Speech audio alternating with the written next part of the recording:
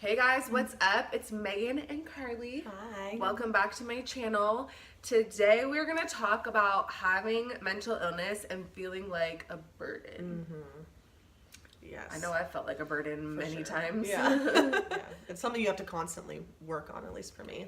Yeah, I think that there's just been so many times throughout my journey with having a mental illness where I definitely have felt like a burden on my parents and my husband especially. Yeah. I even feel like a burden sometimes even talking to my therapist. I'm like, they're going to think I'm stupid for They're getting being- paid Yeah, to talk to you. I know, but it's just like in my head and I can't get out of it. Like I don't know, something about it, talking about myself. I'm like, it's all subjective too. Like something that's sad for me might not be sad for someone else and vice versa. So I have to keep remembering that. I constantly feel like a burden. It's something I'm continuously trying to work on. Yeah, something for me that's been hard is like the money aspect. When I was manic, I blew through so much money, and all my medical bills, all my hospital bills, I've been to 4 psych wards in 2 years, and not only is that a brutal experience, but it ain't cheap. No, not at all. It ain't cheap to stay in a hospital for multiple days and even weeks or even months, depending on the situation. Yeah, and it's expensive. Yeah, and that, then the medications are expensive, therapy's expensive, it all like really adds up. Money is a huge aspect of it too.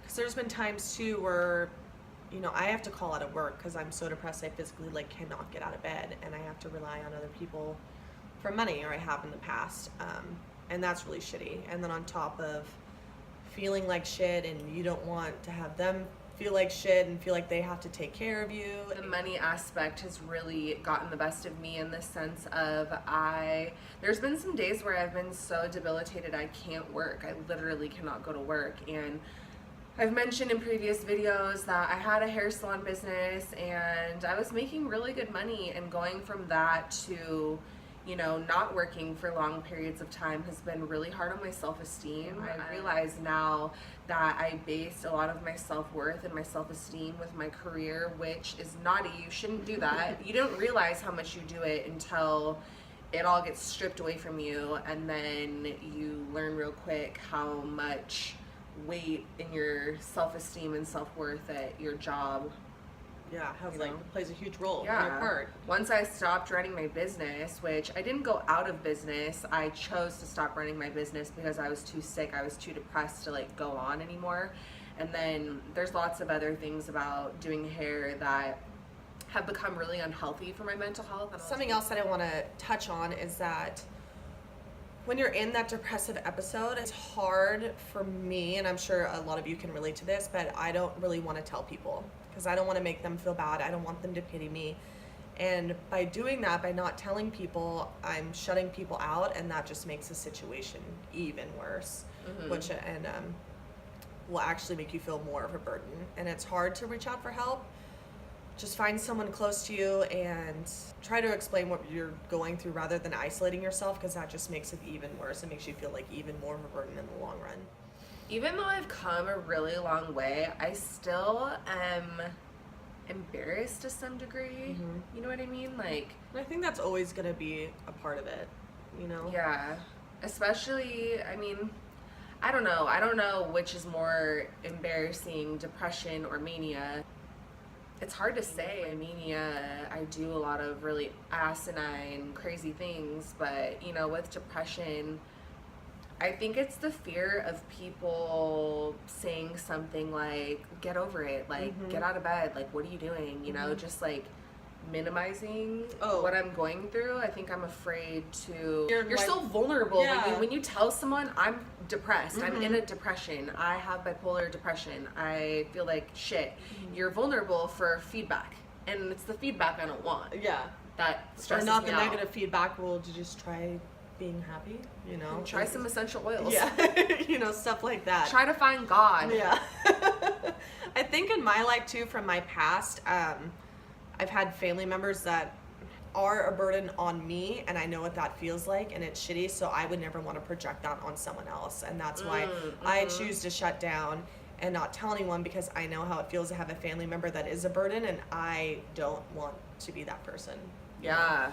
I don't want to play the victim. So I would rather just kind of swallow it and deal with it on my own, even though I don't suggest that. Get a therapist. It's not healthy to do, but that's like a cycle that I'm constantly trying to work on. No one's ever really burdened me per se, but the burden subject, I think, you know, I've really been stressed out many times about being a burden to my parents and my husband with money. I think my biggest burden and stress comes from money, and that sucks. I mean, straight up. Money is a hard thing too. I think that gets a lot of people obviously depressed and anxious and all of the above.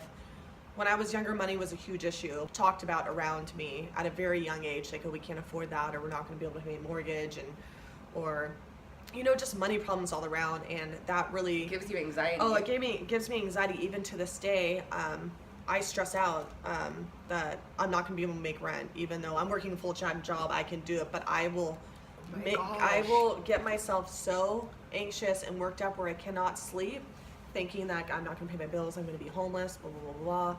That used to happen to me all the time when I had my business. I would literally have like 25 grand in my bank account, and I would be so stressed out that I'm gonna go out of business. Like, people don't like me. People don't want to get their hair done with me. Yep. That's so weird that we're just learning so much about each other. We are, No, I would do the same exact thing. Like, money has always been a huge stress of mine, and I honestly don't really know where it comes from because I've never been strapped for money. But I don't know. It's funny because it's like my biggest fear is to be homeless. But when I was manic, I was hanging out with homeless people. Yeah. So And I don't know. I mean, at the end of the day, you figure it out, things work out. Anything that I've ever stressed about or worried about, it always works itself out. Yeah, just try to get yourself in a, I guess, not surround yourself with people who look at you as a burden. Yeah, I don't know, but that's so hard because when you're in that state of mind, even the most supportive person, that's actually a good point too. Like, even the most supportive people, they're like, oh, they're being so kind and nice to me,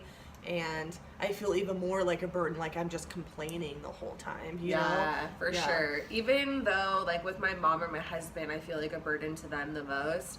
I'll tell them I feel like a burden, I feel like a loser, I feel worthless, and they're like, no, like, you're not, we love you. And then it does, it makes me feel like more of an asshole for whatever reason. I think a good advice too is that have a strong support system that you can lean on, but don't lean on them all the time. That's for your psychiatrist and stuff, because people are people, and at the end of the day, you know, if you're, you know, they have their own problems. They have their own problems, and if you're talking about the same stuff every single day, they're gonna get tired of it too. So lean on them when you need help. I know there's an app out there, I forget, BetterHelp. It's like a texting app with like therapists and stuff, but just don't lean on them constantly. I think that helps you not feel like a burden, because when you keep talking to them about all your problems, you can feel when they're getting burnt out as well. So really shitty. Oh my gosh, when you feel someone getting burnt out of you and your shit, it's the worst feeling. But something I want to say is that now that I'm in a healthy place, I really try to pay it forward to all the people that were there for me when I was sick, and I really try to be there for other people since now I'm healthy in the same way that people were there for me. I really try to go out of my way to ask people how they're doing and keep the conversation about other people more so than myself as much as possible. Just to, you know, I've had all the attention focused on me for so long and my mental illness and my mental health that I really want to not have all the attention on me, or just reach out to other people to make sure they're okay too. Focus on my husband's feelings and my, you know, whenever I talk to my mom, I'm like, how's work going, how are you feeling, how, you know, I try to encourage her and be there for her since she was there for me so much when I was depressed. And it feels good helping other people too. It helps your mental health when you're helping people. It just naturally makes you feel good too. Thank you guys so much for watching this video about feeling like a burden when you have a mental illness. The moral of the story is don't feel like a burden.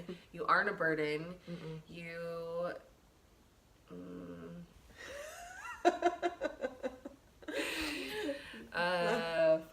if you're new to my channel, welcome, and please subscribe and give this video a thumbs up. We will see you guys in the next video. Bye.